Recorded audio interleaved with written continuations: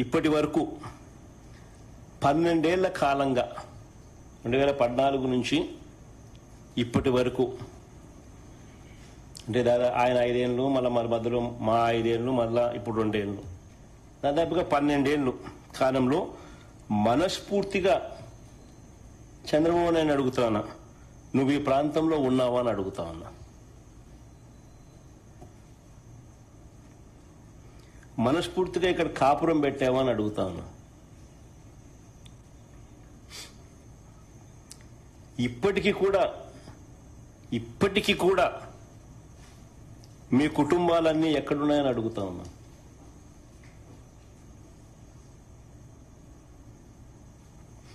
రెండు 2019 వరకు హైదరాబాదుకు shuttle service 2019 వరకు కూడా ఒక పక్క ఆయన ముఖ్యమంత్రిగా ఉంటూ మరోవైపున హైదరాబాదుకు షటిల్ సర్వీస్, ప్రతిపక్ష నాయకుడిగా ఎన్నికల వరకు వీళ్ళ అడ్రస్ అంతా హైదరాబాదే.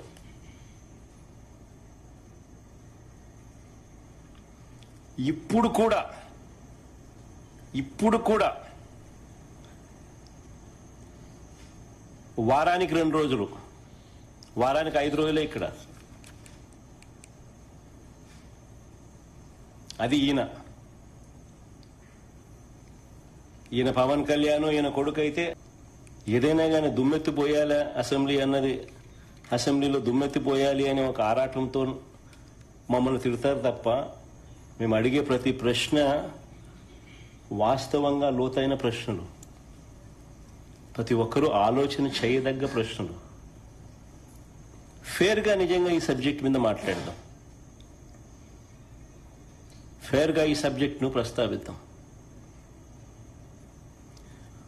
వైఎస్ఆర్సీపీ ఈ ప్రాంతానికే కాదు, రాష్ట్రంలో ఏ ప్రాంతానికి అప్పుడు ఇప్పుడు ఎప్పుడు వ్యతిరేకం కాదు అనే విషయం స్పష్టంగా మరొక్కసారి చెప్తా ఉన్నా.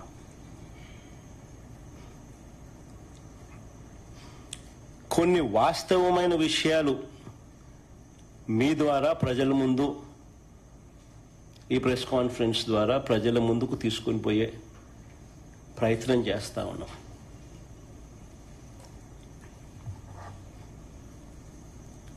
చంద్రబాబు నాయుడు గారు చెప్పిన లెక్కల ప్రకారమే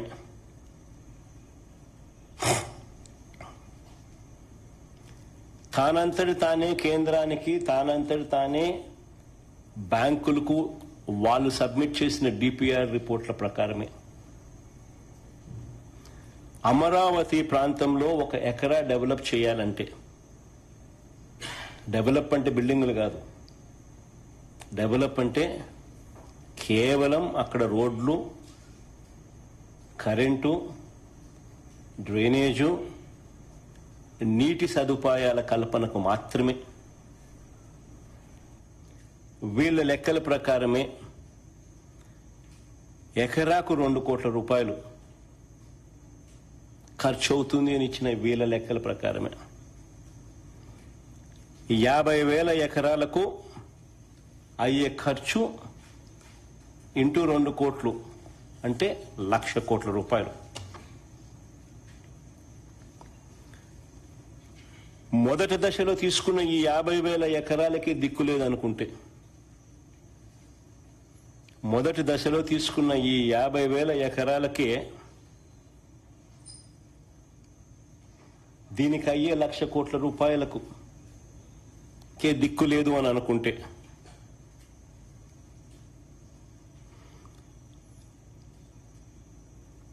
బేసిక్ ఇన్ఫ్రాస్ట్రక్చర్కు మాత్రమే నేను చెప్తా ఉన్నా.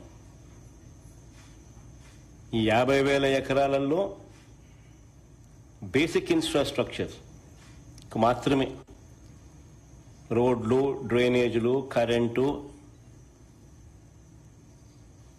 నీళ్లు, ఇటువంటి బేసిక్ ఇన్ఫ్రాస్ట్రక్చర్కి అయ్యే ఖర్చే ఎకరాకు 2 కోట్ల చొప్పున 1,00,000 కోట్ల రూపాయలకు దిక్కు లేదనుకుంటే, రెండో దశలో మరో 50,000 ఎకరాలు తీసుకుంటానని చెప్తా ఉన్నాడు. అందులో సుమారు 20,000 ఎకరాలకు ఇప్పటికే నోటిఫికేషన్ కూడా ఇచ్చేశాడు. రెండో దశకు సంబంధించి రెండో దశలో 50,000 ఎకరాలకు గాను 20,000 ఎకరాలకు ఇప్పటికే నోటిఫికేషన్ కూడా ఇచ్చేసాడు. ఈ లెక్కల